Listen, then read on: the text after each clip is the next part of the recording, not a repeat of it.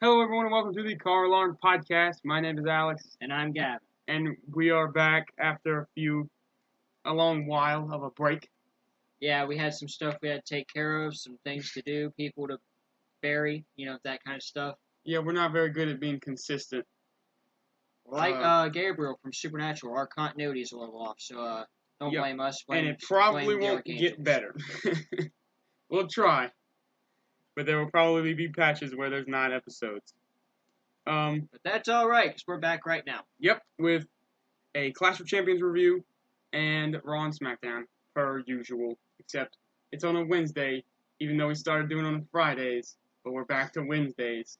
We have no idea what we're doing. Okay, let's just do Clash of Champions first off. We have Bobby Roode versus Baron Corbin versus Dolph Ziggler for the United States Championship. And this was a really good match. A really good match with a very unexpected ending.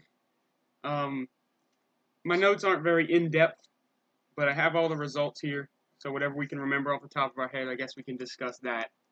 I know that, I'm pretty sure Baron Corbin scared the crap out of that announcer backstage, though. When he friggin' decided to throw a freaking trash can. It's like, oh, I need to get out of here. I do not get paid enough for this. Yeah, Corbin, I've grown to like Corbin a lot over the past what has it been, like year and a half he's been on SmackDown since the draft? Or was it before then? Was he on? I think it I was. don't remember. I think he was still on SmackDown even before. Okay, well, either way, Corbin's cool. He's actually watchable now. However, he has character and he has all that good stuff. Yeah, he does. That makes him he has a really watchable. cool theme song. Yeah, he does. The finish to this match was probably the best part. I thought it was really cool. Mm-hmm. Baron Corbin's hit the end of days on Bobby Roode, but while he was hitting the end of days, as his back hit the mat, Dolph Ziggler hit a zigzag on Baron Corbin. Bobby Roode rolled out of the way because he was out from the end of days, and then Dolph Ziggler pinned Baron Corbin to become the new and now two-time United States champion, which we'll get into later on SmackDown. I was really happy about. I wouldn't say I was happy. I wasn't disappointed because it's Dolph Ziggler. I know he's good. He's just boring these days.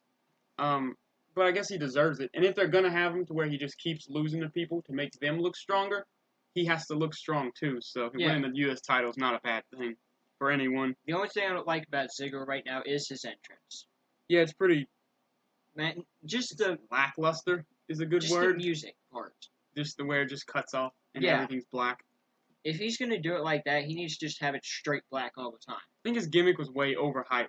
Yeah, I agree with that. I think his gimmick was way overhyped to be what it is now. Yeah. After all those weeks of promos about other people's entrances and stuff, it's just not good. Yeah, it just kind of jumped off a cliff and decided not to come back up. Yeah. Alright, let's move on to the Tag Team Fatal 4-Way match. And for once, more than two teams were in the ring at the same time. Yeah. Which I was so thankful for. There was a team in each corner, and then one member would be in the ring. So it was a singles Fatal 4-Way match, but there was also a tag for each person. The triple threat tag team matches are so stupid the way they're done. Yeah. It doesn't make any sense whatsoever. But this was done really well. It's the Usos, the New Day, which I think was it Xavier Woods and Kofi? Was Big E in this? I think it was Big E. It was Big E. I don't remember. Xavier stood on ringside again. Okay, yeah, you're right. Chad Gable and Shelton Benjamin, and then Rusev and Aiden English. I didn't watch SmackDown live last week, so I wasn't aware these contenders were in this match. So I'm glad Rusev and Aiden English were in it. It was a nice little surprise for me. I don't like Aiden English, but I do like Rusev. So. Yeah, Rusev's great. And Rusev Day is very over right now. Yes, it is. The most over thing in that match by far. They might as well have chanted Rusev Day the entire match. It was so loud. But if that's good news for Rusev, I'm a fan of Rusev Day myself.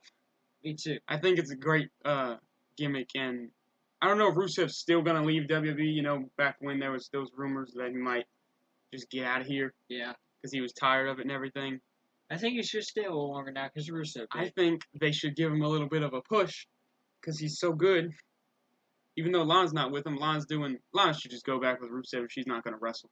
I'll be honest. I don't know what she's doing. What is she doing? Tamina. Well, okay, I should have said it like that. So I meant However accurate that is not what was meant to be said. Kayfabe. Rephrase. Kayfabe. She's Or real life, we don't know. Yeah, who knows? Sorry, Ruru, if that's the case. No, Lana is managing Tamina right now. Or she's not doing a very good job at it. No, She needs to take lessons from Paul Heyman. It's not good at all. I think if all the managers took lessons from Paul Heyman, everyone would be over. Bobby Heenan. I didn't watch much of Bobby Heenan, but he was cool. But yeah, Paul Heyman. Everyone would just be yelling at people who are trying to get married in the crowd. And then, that's there. Still the best. Yeah. Alright, so the match ended when, first of all, the Usos have straight up stolen the Young Bucks, super kick gimmick. Yeah. Straight up stolen it. No one cares. I think the Young Bucks care, but that's about it. Well, I should say no one gives any fucks at all. Not a single person. They really just don't care. Nope. Probably just a cheap shot, maybe, for the Too Sweet thing. I don't know. Maybe the Usos just like super kicking, and they got permission. I can't blame them. Yeah, but it's fun. So they super kick everybody, and around the end of the match, they ended up super kicking Chad Gable, I think, twice before an Uso splash, whatever. What's it called? What's their splash called? I don't know. They did that, and they beat Chad Gable to retain the tag team championships. It was a good match. Yeah, it was. I really liked it. I did too. I don't think it was the best match of the night. I was very surprised at what I think is the best match of the night. We'll get to that, though. Next, I think, was probably the worst match of the night, Charlotte versus Natalya. I did not see this match. It was a lumberjack match. I guess they're not calling them lumberjill matches anymore. I don't know what's happening. There was only one babyface lumberjack in Naomi. I don't know where Becky was. If she got attacked before the match or on the pre-show. I didn't see it. So I don't know where Becky Lynch was. I know she got attacked, I think, on SmackDown. Yeah, I seen that, but did she get injured that hard? Probably. Okay, well, Naomi was the only one there, and she did literally nothing to help Charlotte the entire time. Charlotte would get knocked out of the ring and jumped by every single heel, which was what? Lana, Tamina, the Riot Squad. The entire Riot Squad, Carmella, and Natalya, who was her opponent, but still. Naomi stood on the opposite side, bobbing back and forth, waiting for Natalya to roll out onto her side, which only happened one time as soon as the match started. Naomi was completely irrelevant for the rest of the match's duration. So that was dumb. I still don't understand why. Okay, you have the Riot Squad, who's basically Absolution's knockoff. They are exact. I wouldn't even call them their knockoff because they kind of came at the same time. I guess you could say that because Monday comes before Tuesday. But really, they're just the same thing. It's just one idea split in half and executed the exact same way. It's really stupid. Yeah, it's like having another shield and calling them like the Sword or some shit. The Sword. Yeah, that's pretty much what it is. All the women in both of these teams are really good wrestlers, with the exception of like Sarah Logan, she's not bad. She's just not as like Mandy Rose. No. They're just not as. It's like Dean Ambrose. Yeah, they're just not as good. Well, not even. I wouldn't even say Ambrose. I guess in the sense that in the ring they're not as good, but they're just not as what is it? Charismatic. No, I'm trying to think of the word. They just don't have much experience. There you go. They're not as experienced. There you go. An easy word, hard for me to remember. There's not much you do remember. Yeah, that's true. But anyways. Yeah, but so they're all really good. They don't deserve this terrible gimmick and storyline that has been going on for a month now. Yeah. And it's just dumb. And I think it gets worse on Monday Night Raw. But anyway, Charlotte ends up making Natalya tap out with the figure 8.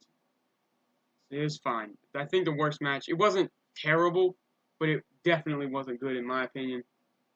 Not by Charlotte and Natalya's fault. I think just by the writing. I don't think they could have made it good with just one babyface in Naomi, and then it's just a cluster, really. Yeah. They should have just had the Riot Squad be the only people with Natty. Let's be honest. Yeah. I mean, well, there was one cool moment in the match where Carmella was about to cash in the briefcase mid-match. Yeah. But as soon as she got in the ring, she got pulled out, so that was done.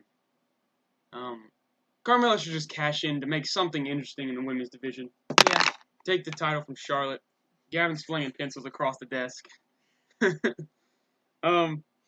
Excuse his rudeness. Alright, my rudeness. Okay, let's move on to the next match. I'm done talking about Charlotte and Natalya. It doesn't feel good to rant about the women's division, especially with an upcoming match, which is going to be cool to talk about. Yeah. But we're not there yet, so you gotta wait. Shinsuke Nakamura and Randy Orton versus Sami Zayn and Kevin Owens with Shane McMahon and Daniel Bryan as the referee. This was a clusterfuck from the start. It was, but I thought it was pretty good for the fact that it was a cluster. Yeah, I thought it was going to be bad. I really did. I thought this was just going to be a terrible match because of the two guest refs. I thought it would be predictable, and in a sense it was, right? Because you could kind of predict, yeah, Daniel Bryan's probably going to help Sami and Kevin Owens win, and yes. But, the way he did it was, I didn't expect it. I didn't, yeah, it was fine. It wasn't bad. I don't think it was I great. liked it. The thing was really good, though. I enjoyed it. It was entertaining, The match yeah. itself was really good. Yeah. However, I gotta say, please fire Byron Saxton. I am so tired of him. Yes. He was on commentary, so they had Shane McMahon and Daniel Bryan, they had split the ring, like, not officially, just because to help each other out on who can count where, you know, to help them out so they don't both count at the same time. And then when wrestlers would get pinned on either side and the wrong ref would count, Byron Saxton would be yelling like they should be fired for not doing their job right. And he's just so annoying. That's just one example. The first one that pops into my mind. Same thing with Michael Cole. And I don't think it's, not even anymore, right? This is Michael Cole's problem 4 years ago. Yeah. This is what we wanted him dead for. But I don't think it's completely Byron's fault. I'm sure it's not. I can't completely believe that they just let him do whatever he wants on the commentary. I can't. But whoever let him have this character needs to be fired or persuaded into another direction, because this is the stupidest. Or they just need to be taken off the alcohol that they're on. Yep, They were WWE. probably drunk. Everyone knows WWE's business drinking problem. Everyone drinks on the job there. Yeah. But whatever. The match ended with Shane McMahon refusing to count a pin for Sami Zayn on Randy Orton, a roll-up. And Daniel Bryan, shocked by this, they were pushing each other around for a second, and Shane McMahon walked off a little steamed in the ring. He didn't walk out of the ring, he just walked towards the hard cam. And then Sami rolled up Orton again, and Daniel Bryan counted 1, 2, 3 extremely fast. As fast as rabbits do it. Yeah. And Sami and Kevin keep their jobs. I knew it was going to happen. I knew they weren't going to lose. The problem with WWE is that the pink slip stakes are never real. Do you remember the Nexus? And do you remember John Cena, if he lost his match, I don't remember who it was against, he would be fired. 1 week later, John Cena comes back and is immediately just rehired, I guess. They never spoke. Like, what happens? When a wrestler's fired, they just come back within a week or 2 weeks, and then it's fine. You can't really expect your favorite wrestler to leave TV. No. Unless you hear about the fact that their contract's expired. Or like Austin Aries. Or if Austin Aries and Neville just walk home because they're bored. If one of those things happen, they're gone. But if WWE tells you on TV that this wrestler's going to get fired, they're going to be fine, even if they get fired. Yeah, it's kind of dumb. Unless you're sense. Batista and you just yell, "I quit," and never come back till Guardians of the Galaxy comes out. Yeah. Let's move on to AJ Styles versus Jinder Mahal for the WWE World Championship. I like this match. I thought this was the best match of the night. It was really good. There was a really good story in here. Jinder Mahal was working AJ Styles' ribs the entire match, and AJ Styles was working Mahal's leg, which I forgot about until the end. Yeah. And then I was like, oh my god, this is amazing. This is really good, like, storytelling. Like, what? WWE can do that? I didn't know they could do that in the ring. Thought they had to get Jinder Mahal to make fun of the fact that Shinsuke Nakamura is Japanese. I thought that's what they had to do. But yeah, Mahal was working AJ Styles' ribs the entire time, and AJ Styles was selling really hard. I thought he was actually hurt a few times. I was like, oh my god, I'm worried. Even though I know he's that good. AJ Styles ended up getting the calf crusher on Jinder, and tapping him out. Well, yes, but before that, Jinder, I thought he was going to grab the ropes. He was so close to grabbing the ropes, And I'm usually not tricked by this, because it's so usual where they almost get the ropes and they get pulled back and they tap out and it's over. But Jinder Mahal was like real, actually, like, how when they get to the ropes and they're not going to grab it, you can tell because they're not really trying. Yeah. But Jinder Mahal looked like he was about to jump as hard as he can with all of his might to that rope. But AJ Styles pulled him back, rolled him to the middle, and then he tapped out. I thought it was beautifully done. The whole match was really good. Oh, and also he killed the Singh brothers. Yeah. He Styles clashed one on the outside and phenomenal forearm from the rope to the outside. So. I forgot to mention during the Sammy and Owens and all that match. Yeah. When Sammy had Randy Orton on the table, or one of them on the table, and then Kevin Owens went like senton him. Yes. That was amazing. Yeah, those sentons have to hurt a lot. Yeah. From Kevin Owens and Samoa Joe, it just has to kill you on your chest. Imagine Big Show. Yeah, Big Show should never do it. He used to do moonsaults. I would have quit if they told me to take a moonsault from the Big Show. From the top rope, no. I can't imagine him doing that without it breaking. I think that was only in WCW. I don't know if he ever did in WWE now. I imagine not. I would hope not. That was Clash Champions. It was fine. It wasn't bad. I don't think it was definitely bad. It was pretty good. Charlotte and Natalya wasn't very good. Which is a disappointment. Yeah, but Enzo and all that, the cruiserweights, did they have a match here? No, that was Clash Champions. You should be getting this by now, Gavin. The brand split on Monday Night Raw pay-per-view. Live is always after SmackDown. So. I know it's stupid. It's like made to confuse you. Just like most of wrestling. Yeah. We never quite know what's happening. That's right. That's pretty much it. So that was Clash Champions. Pretty good pay-per-view. Not too much controversy. Dolph Ziggler, I guess, and Dolph Ziggler was a high note, and Jinder Mahal and AJ Styles match, and then the tag match. The only controversy we've got is Stevie and all that. And Shane. So there we go. We'll remember that when we get to SmackDown because we're doing it chronologically, and we're going next to Monday Night Raw. So let's get into that. Now I hadn't watched Raw for the past couple of weeks because of my life and all, so I missed a little bit. But I did hear about the Kane and Braun Strowman match from last week, and it ended in, I think, a no contest, right? Yeah. So that's where we get into this. I think that's all you need to know going into this. Oh, and also Matt Hardy woke up. Yeah. So that's pretty big news, too. I wish we would have covered that at the time. Psychological breakdown. Yeah, it's pretty great to see woken pretty rad. Matt Hardy on the TV. We'll get to his promo. It is pretty rad. Kurt Angle opens the show to say that by the end of the night, he will determine Lesnar's next opponent because of the whole no contest thing last week. There was no official opponent. That was the number one contenders match. But Braun Strowman comes out and says that he earned the opportunity being the only one standing after last week's match. He didn't win, but he stood up with his little legs. Or his giant legs, I guess. Yeah, he's got trees for legs. Kane comes out. Kane says that he'll be Lesnar's ex-opponent. You know the whole shebang. This always happens. And then Paul Heyman comes out and says that this requires input from the man who will be defending the title, Brock Lesnar, who also enters. And then they're all standing in the ring. Looks like he's about to crap Kurt himself. Angle's terrified, so he calls a triple threat for the Royal Rumble between the three. And then he gets out of there as fast as possible. And Brock Lesnar kills everyone. Yeah. Strowman gets knocked over the ropes, so he doesn't really get hurt. But Kane gets F5. Lesnar leaves. Typical Monday night? Yep. Typical Monday night so far. And it kind of is throughout the night, really. Braun Strowman comes in, demands competition. Brock Lesnar ends up killing someone. Yeah. He killed Kane. Now Kane's got to go back and be a mayor like he was gonna. I think he was mayor. I don't know what he's running for. I think he's a governor or something. I think it was governor. Probably wrong about both of those. I don't know. So it might have been mayor. Who knows? It's either mayor or governor. Who knows?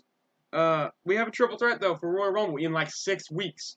Yeah. So that's gonna be some boring build probably. Sadly. Maybe. You would think we should be excited for such long build, right? Because they get to tell more story. But at this point, WWE doesn't have much story ever. So they just have to pad it out. So the more weeks we have, the more padded out the story's going to be.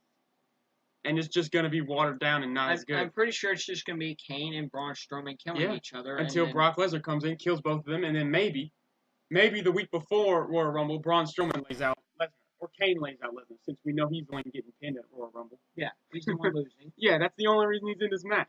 That's why I thought Dolph Ziggler was in the U.S. title match.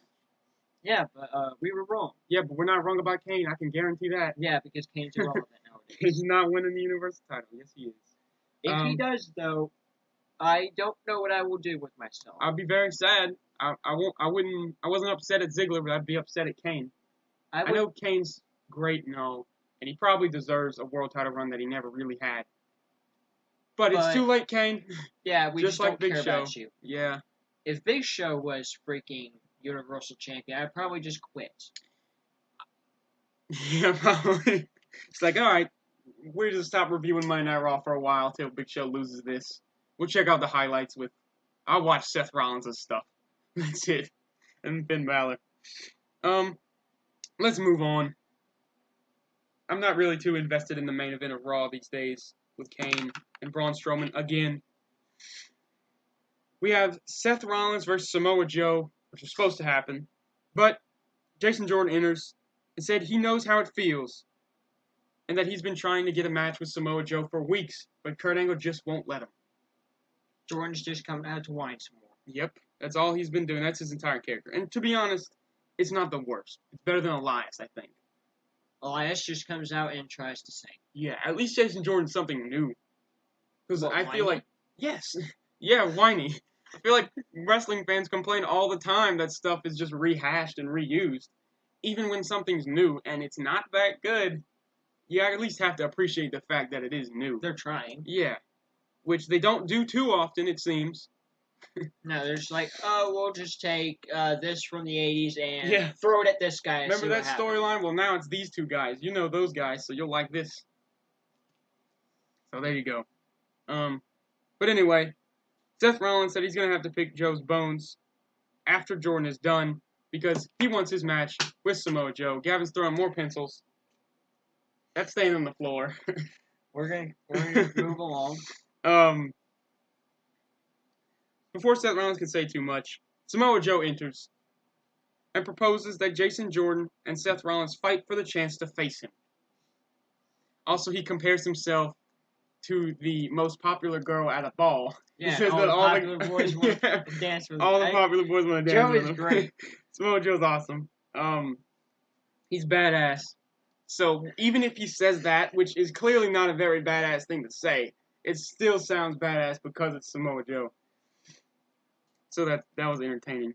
Samoa Joe's like that one guy that could walk into the bar and be like the fruitiest guy in there, and everybody would still be completely afraid of him. Yeah. Unless you're Brock Lesnar, because Brock Lesnar fears nothing but a bowl of Cheerios. Yeah. It may be a bad crop season. Yeah, that's it. So Seth Rollins says that the match has already been made. Jordan doesn't stand a chance. That he should go back and whine to his father, Kurt Angle. Jason Jordan hits Seth Rollins from behind, and out of nowhere, just like an RKO, we get Seth Rollins versus Jason Jordan. Yeah, and RKOs are out of nowhere these days. Yeah, they are. I like it.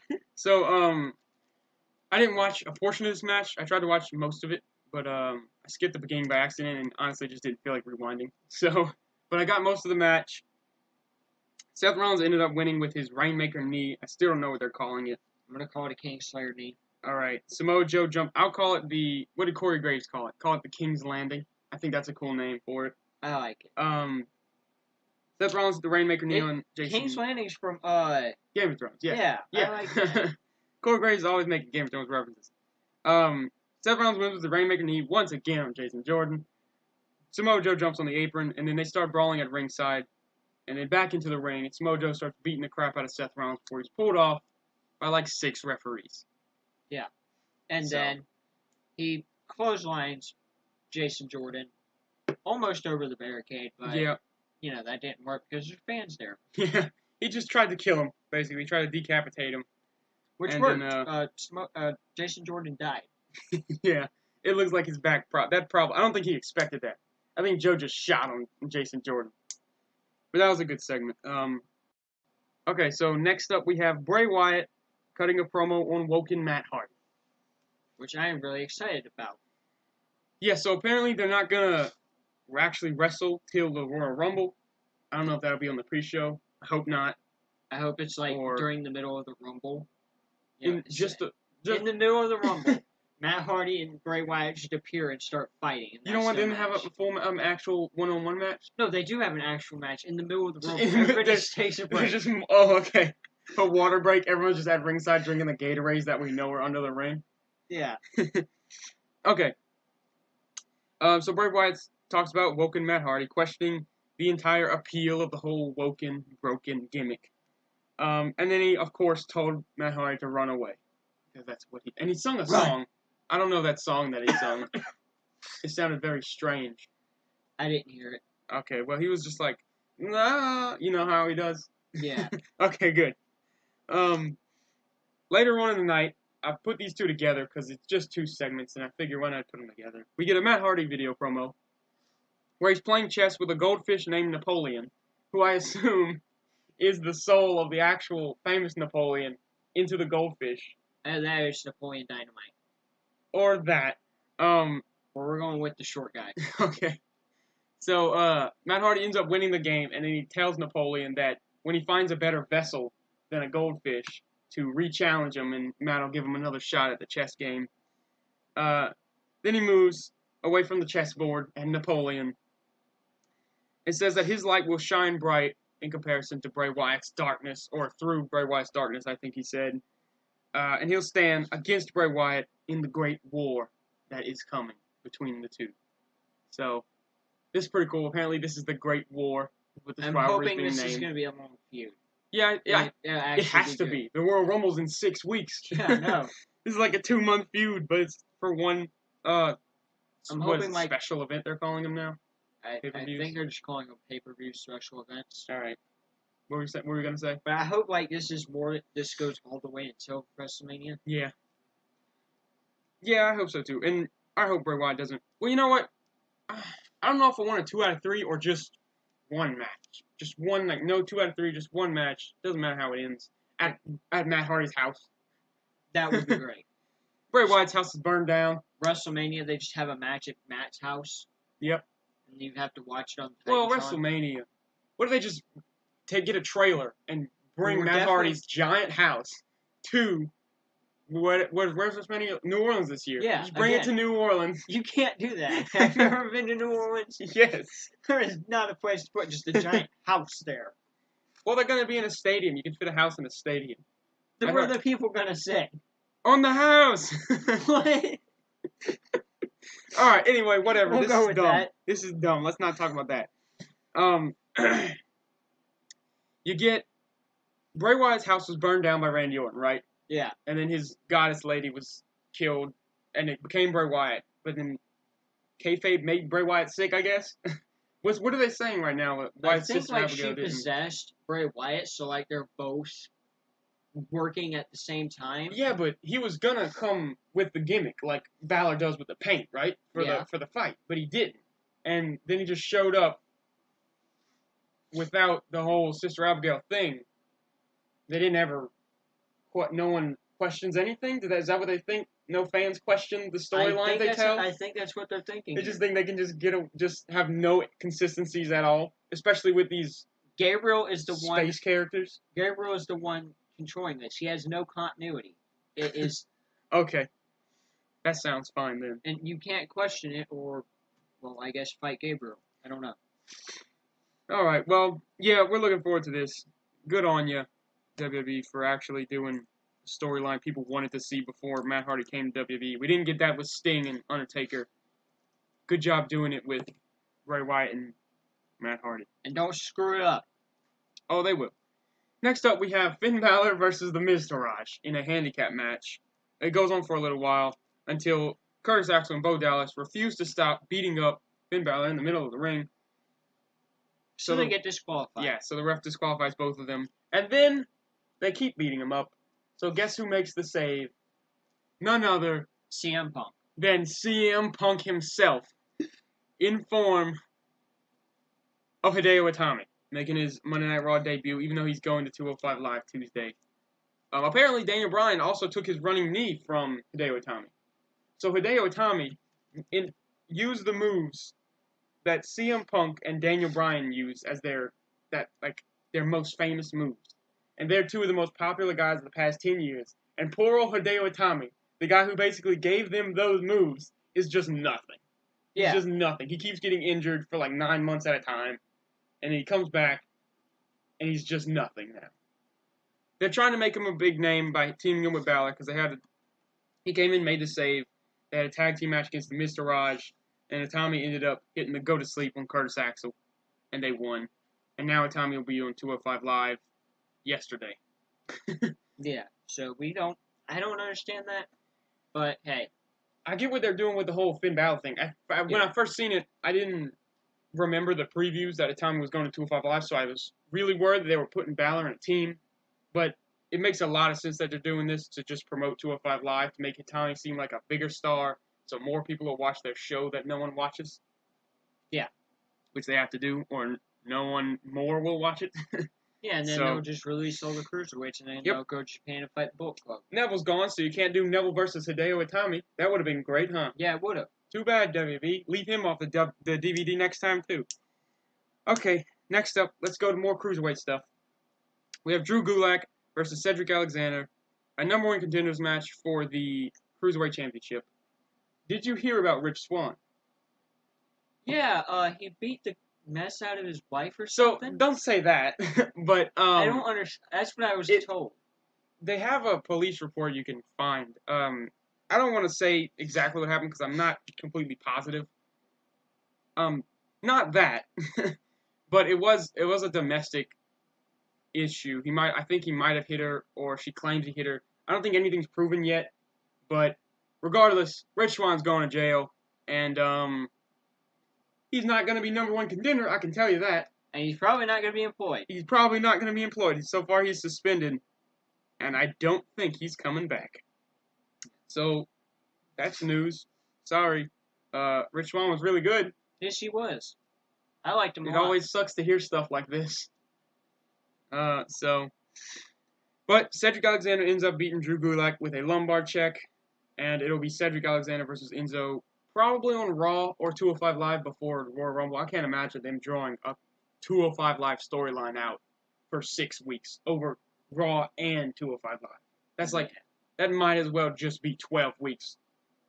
That is really, really hard to make people interested. Especially on 205 Live. Why did Enzo leave the ringside, though? I don't know. He left ringside, like, right at the end of the match. They never explained that. I heard something on there talking about Nia Jax says something about check them DMs on Twitter or whatever. Yeah, okay. So, I was going to get into that next. So, you remember Nia Jax in NXT when she would, like, kill everyone except for Asuka? Yeah. And she would just absolutely murder everyone and cut their heads off and then eat it? Yeah. Well, now, she came to Raw, right? Like, what, a year ago? That? And she murdered everyone for a little while. And then she didn't. She got beat by, like, Bayley or Sasha or someone. And then she was just kind of average, like, normal like everyone else, like your average, everyday Dana Brooke. And then she started getting those squash matches on Raw not that long ago. Yeah. And then those stopped. And she was gone. And now, they think, apparently, the best idea for Nia Jax, instead of wrestling in matches, instead of being some kind of dominant heel or face and killing everybody, they're going to put her in a romance angle with Enzo Amore, the Cruiserweight Champion.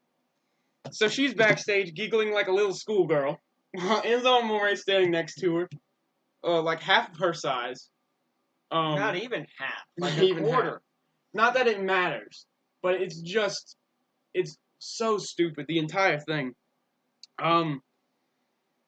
He's talking about the DMs, some stuff on Twitter, and Nia Jax, I don't even remember what she said. I was over it immediately. I watched it just so I could complain about it today, and seriously,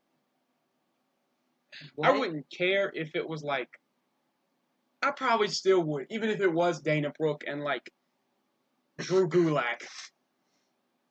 That would be weird to watch. Yeah, it would be dumb. Nia Jax deserves so much better. And apparently she's getting, like, fat-shamed backstage and stuff. So she should just leave. She has no reason to be there. She should just leave, go to PWG, go to Ring of Honor, go to New Japan. Go to New Japan. Just go to Japan. Everyone who's good in WWE, just go to Japan. She will murder everyone in Japan. They will treat her like a god. Have John Cena go to Japan and job out the Bullet Club. Why would you? Yeah, we're not on that topic. Don't talk about the Nexus to me right now. But, listen, I think we could probably rant about Nia Jax all day. We could. Honestly, the women's division as a whole. As soon as we thought it was getting better, it got not good. It got not good. In a very different way. And it feels good to be able to complain about how bad it is now. But, 5 years ago, this would have been a dream. Or probably 6 years ago. But even still. It's at least it's the women's division now. And not the stupid Divas division. Yeah, no, that's what I'm saying. I mean, I feel like awful. We still have a right to complain, even though it is significantly better than it used to be. This whole Nia Jax thing is still not good. I hope it goes nowhere. That's all I'm gonna say. Let's move on. We have Asuka versus Alicia Fox. Of course, again. And Alicia Fox wins. Of course she doesn't.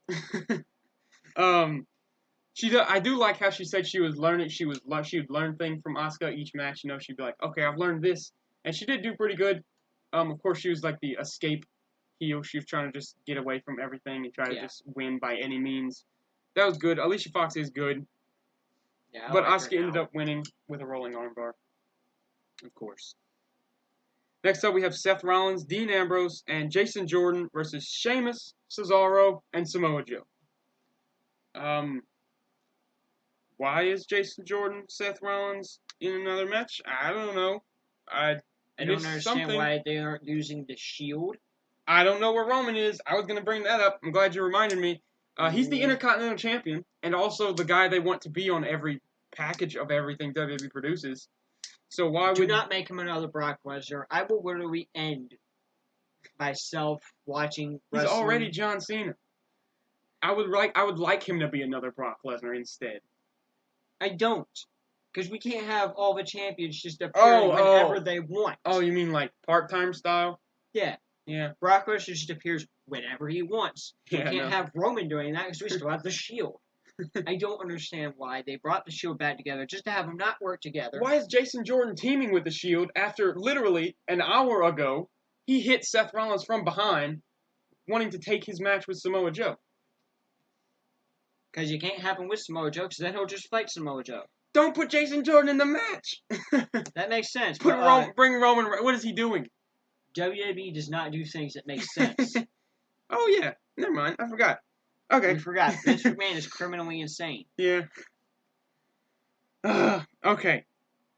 Frustration building. Cesaro ends up hitting Seth Rollins after Dean Ambrose. I wrote down kayfabe injured his arm, but apparently he does actually have. Yeah, he has an elbow injury. Yeah, and he's getting tricep surgery or whatever. Yeah. So, not kayfabe. Goodbye, Ambrose. Backspace on that real quick, and bam, Dean Ambrose's injured arm. So after that, Samoa Joe and the Bar attack Seth Rollins, or was it just Joe? The Bar was there too, right? Attacking Dean and Seth. I think so.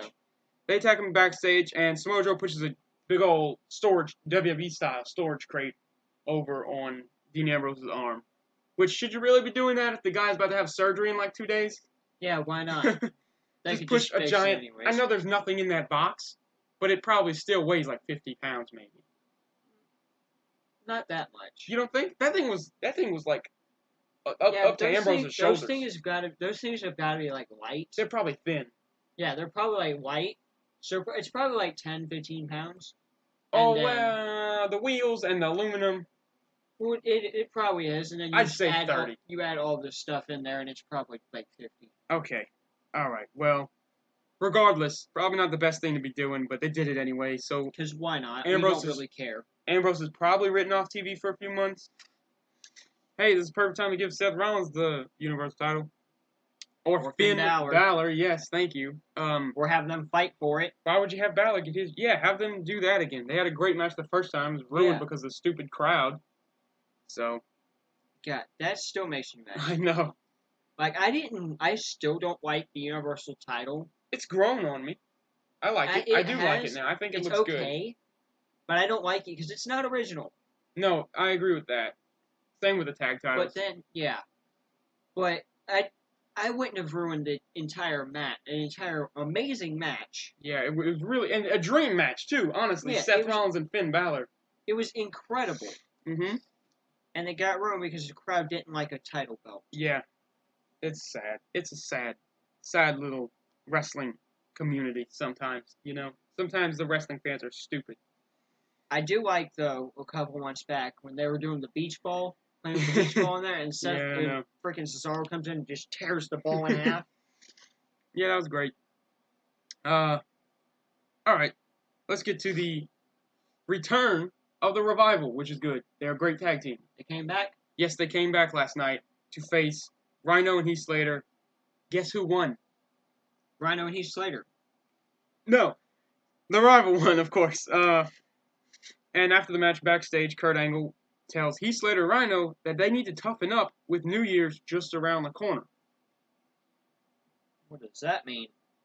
Presumably, as Heath would say in like 2 seconds after Kurt Angle left, they might be getting fired. So, Rhino proposes an idea that he does not state.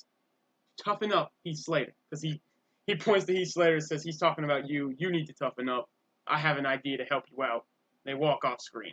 So thank God something's happening with Rhino and Heath Slater. Rhino especially. He's running out of time to wrestle. Yeah. He's a good wrestler. Really? They both are. Yeah, but he's always had this problem. Yeah. Also, it was funny to hear him yell once again that he has kids and that he needs the job. Yeah. He's got a pool now. He's going to have to sell the pool. So, thank God they did something. They should have just stayed on SmackDown, to be honest. But that's long done. They should have stayed SmackDown champions. Yeah, for longer. Because that was really great. I liked it. Next up, we have Elias in the ring singing about the place they were. I don't remember where. Before Sasha Banks, Mickie James, and Bayley interrupt, frustrating Elias Sampson enough to make him just walk out.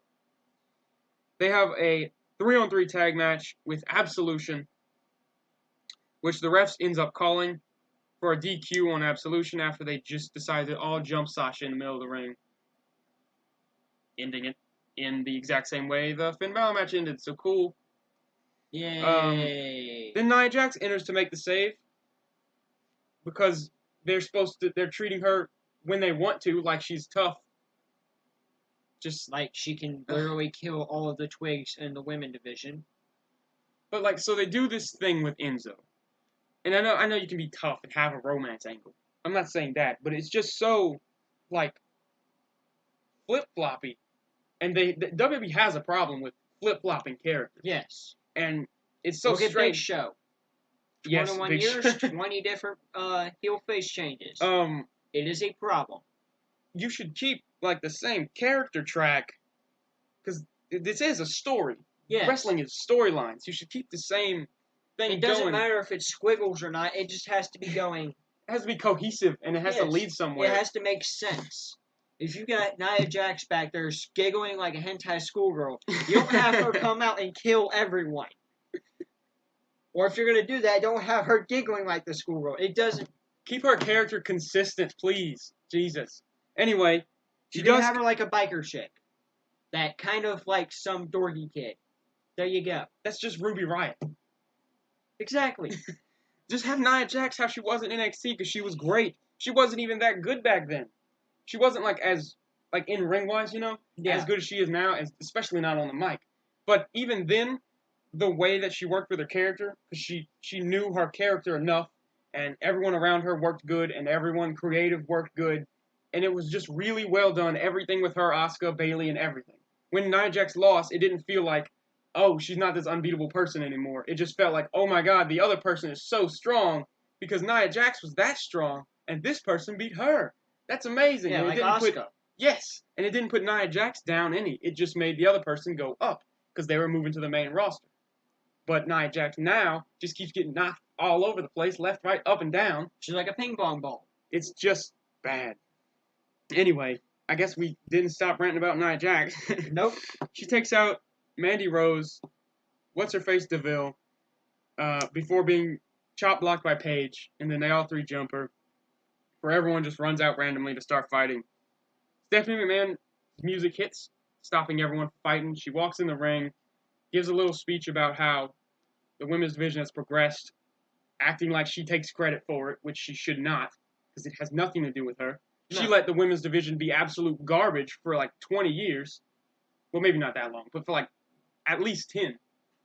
And Anyone's to blame, it's her She probably. got put through a table at WrestleMania and then came back like 2 months ago, which I like how Roman pointed that out. Yeah, she oversold that table. You got put through a table like at WrestleMania. Where have you been? She oversold it. She's not good yet. She's never been good. Anyway, she's good on the mic, even if she's annoying, even if you don't like. I know you don't like her. Her voice makes me want to I know, kill myself. but she's good on the mic. She does announce the first ever women's Royal Rumble match to take place, obviously at the Royal Rumble, which is great news to hear. Yes, it is. I assume 20 women, and I thought back when Absolution and the Riot Squad came out that it was probably because 6 at once, that never happens, and they clearly didn't have a storyline plan for all 6 of those women. They had one, and they just used it on both of them. So I assumed it was for some kind of Royal Rumble, so I'm glad they did it, and I guess 20 will probably be the number, because I think there's about 10, 11, 12, something like that on each roster. Something like that. So, and that's the end of the show, just the announcement right there. Pretty much the champions will not be in the match. That's it. Yeah.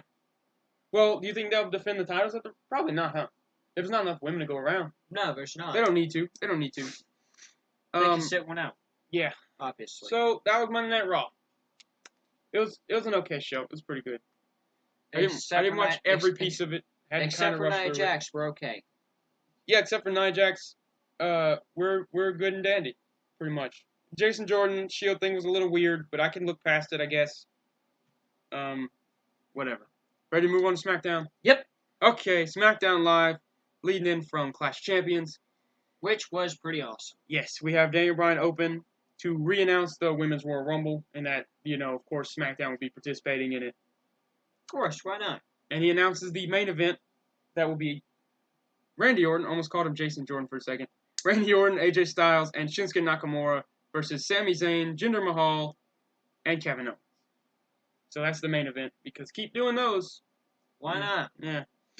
Shane McMahon comes out, and he recounts the entirety of the tag match at Clash of Champions in pretty good detail, giving his side of things. Says that when he walked away from the match, he was to cool his head so he could think clearly for the rest of the match. But Bryan went behind his back and made the fast count. He asked for Daniel Bryan's thoughts on everything that happened last night. He says that he was protecting Shane McMahon from himself by letting Kevin and Sami Zayn keep the opportunity they were promised by coming to SmackDown Live. Shane warns Daniel Bryan about trusting Sami Zayn and Kevin Owens from a business standpoint.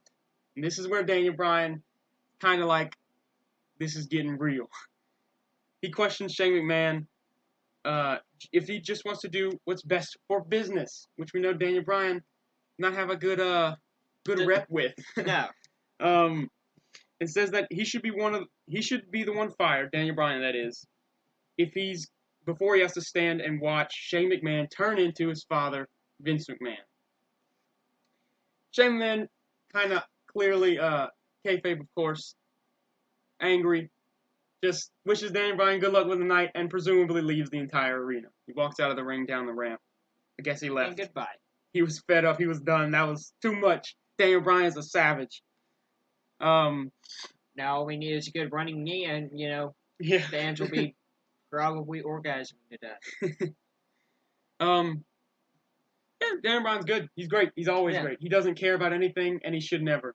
He's great. He even has that goat beard. That's awesome.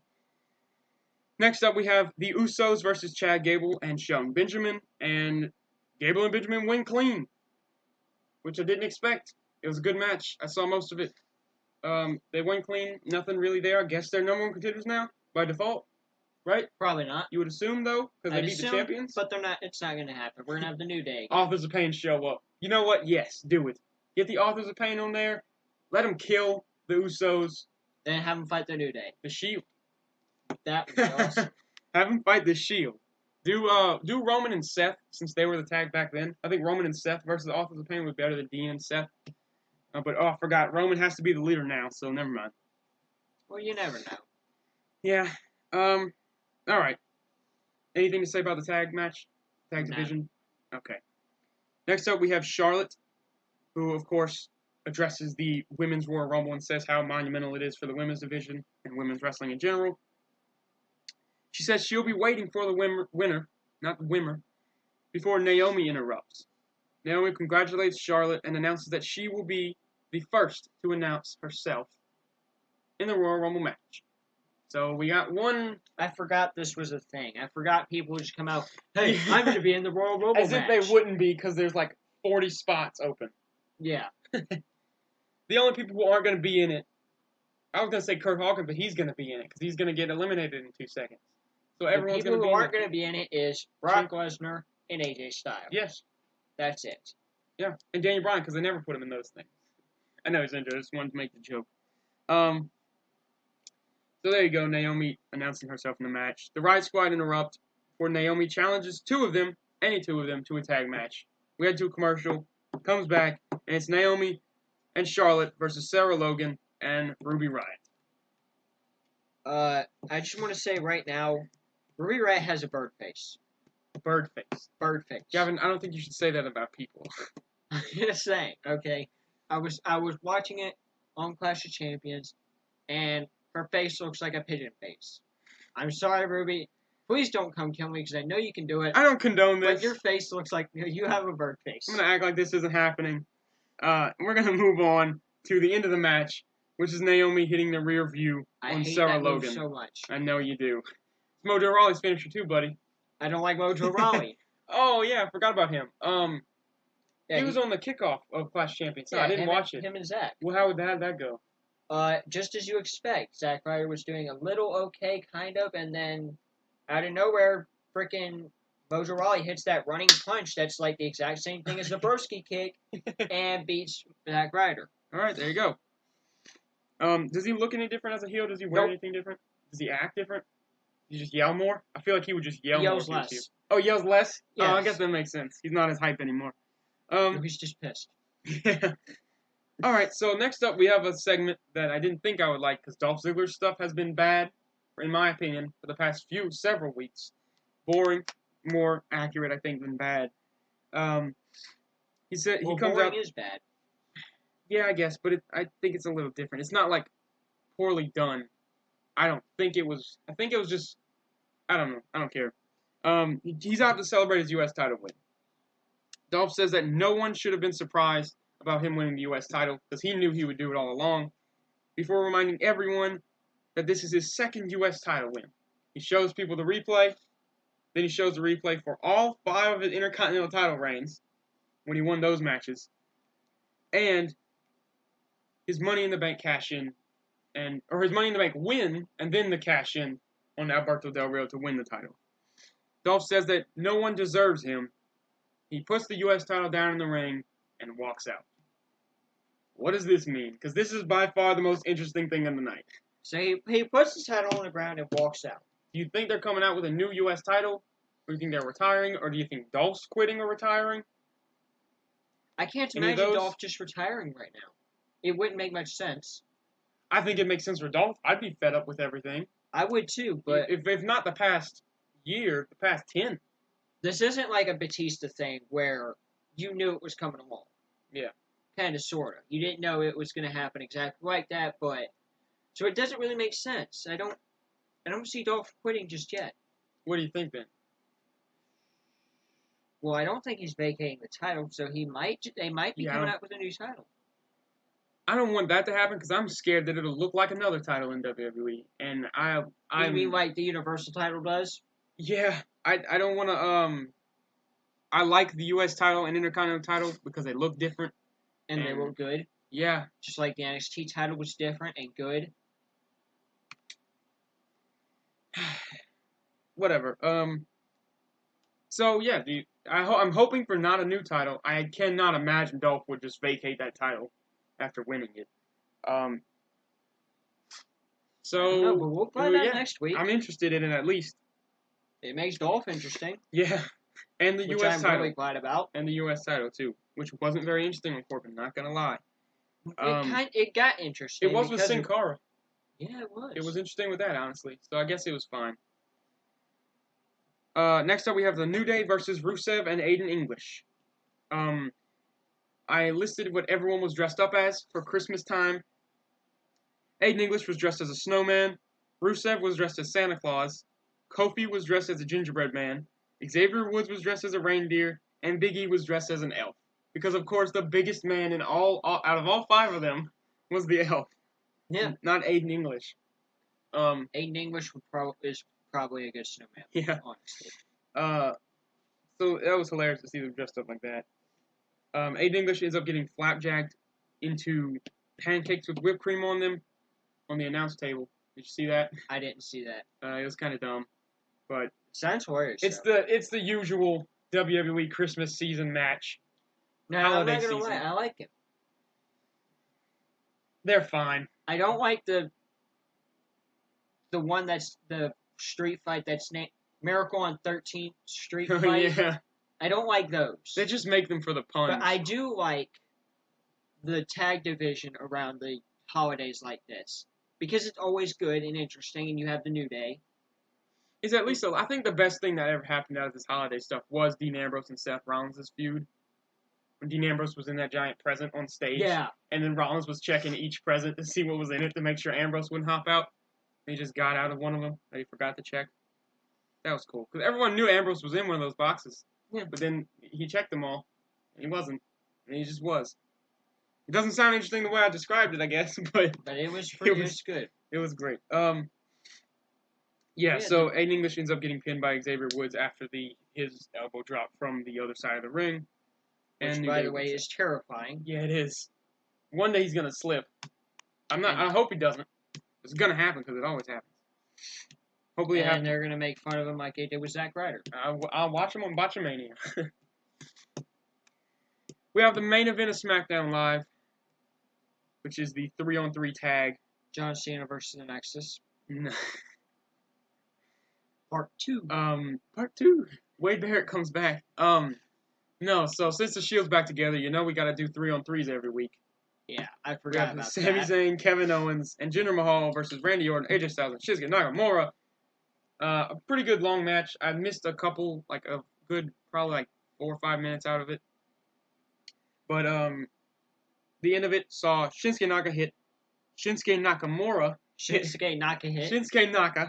hit Sami Zayn with a Kinshasa for the victory.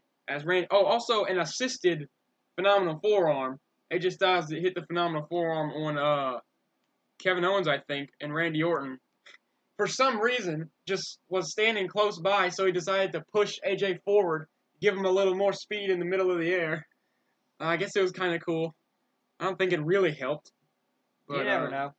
Yeah. It probably actually killed Cammy Owens. Cammy Owens. Yep, I don't even know who that is. That's SmackDown Live. What's your favorite show of the night? What do you think was best? So far, Monday Night Raw. I like it. Besides Nia Jax? Yes, besides the Nia Jax thing. Because gods know I do not care for romances. I'm not a fan of The Miz, I'm sorry, not The Miz. I was thinking of The Miz and Maurice when you said romances. Because I was going to say, I like their thing. I like that, because... Yeah. It's not a romance, though. It's just... Yeah, it feels natural. It doesn't feel like... Yeah, it's better. Just some random thing they're doing. Because it's not an actual romance angle. It's just... Yeah, it's just they're actually married. And, yeah, it's just The Miz and his wife showing they care for each other. Not this Nia Jax giggling like a hentai schoolgirl at a guy who's like an eighth of her size. Not only that, just out of the blue. Now, there's like, if you're gonna do it, because you can have a romance between any two people, and if you do it good, it will be good. Yeah, but this was just not. They didn't build it up naturally. They didn't have any kind of storyline where one of them saved each other from another wrestler or a beatdown, or they vouched for each other in any kind of backstage stuff, or anything like that that would actually Well, there make... wasn't even like a build-up of a interest. It's just, Yeah, that's hey, what I'm I saying. exist out of nowhere, and I like you. There was nothing. There was literally Enzo Amore in an interview. Nia Jax comes in, giggles and smiles, and walks away. And that's the beginning of this angle. So, good storytelling, WWE. Glad you're making movies. I forgot they made movies. I think that's about it. Yeah, but, yeah, I don't understand what's going on here with Nia Jax and them. But I do like the rest of it. I especially like the tag division on SmackDown, or whichever show the New Day's on, to be honest. No, but when they're on Raw, it's the same deal. Yeah, it is. They always make it interesting. It's always funny. They're good. I get what you're saying. AJ Styles is great too. I hope he never leaves SmackDown. There's gonna be a big old hole there. If that ever happens. We can just replace him with Braun Strowman. Yeah, sure. Have him do a phenomenal. Do you really think WWE wants Strowman off of Raw? He's becoming one of their favorite guys. I don't blame him. If he can do a phenomenal forearm, yeah. Just Braun Strowman doing a freaking phenomenal forearm. That would be. I don't know why they're not pushing Strowman like they do Reigns. Strowman got over naturally. He didn't get forced over by WWE like Roman Reigns did. Braun Strowman started out garbage and no one liked him, and he eventually just became likable from being such a badass and just actually becoming a good wrestler within like 2 years. Yeah. I mean, all those squash matches and then, surviving a freaking ambulance murder.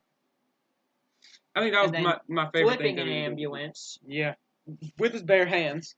Yeah. And then you have, but I guess Braun Strowman isn't as cover boy stuff as Roman Reigns is. He's not a pretty boy like Roman is. He's this giant man with a little bit smaller face than normal.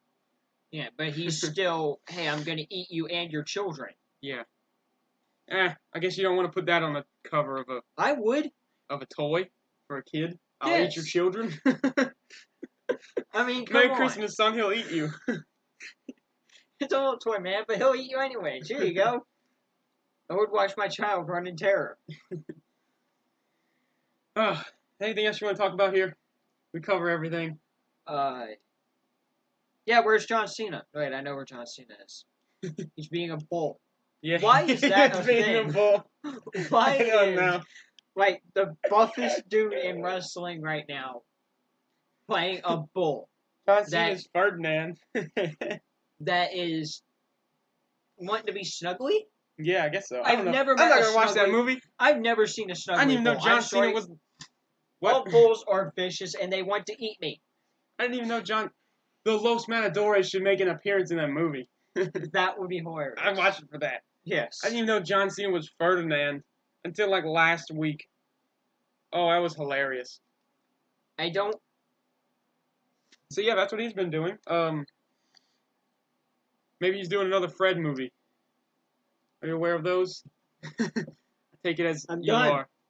WWE, I was forced to watch that movie once on a bus. He's in all of them, you know. There's more? I believe. Yeah, I think there's 3. I think he's in 2. I've only been forced to watch 1. I've seen him with Nick. Anyway. It was about as good as the Indiana Jones scene with the refrigerator. Listen, let's not get into Indiana Jones here. Which, yeah, I guess we're good. We're done, huh? We're good. Yeah. Starting to trail off here. You can follow us on Twitter at CarAlarm Podcast. You can find our page on Facebook. You type in the little search bar at the @ CarAlarm CarAlarm @sounding CarAlarm. There you go. You got it. You remembered it. Yep. So give us a like of whatever that does with Facebook. Follow us. Subscribe to this channel. That's right. We are CarAlarm. Peace out. Don't hate us.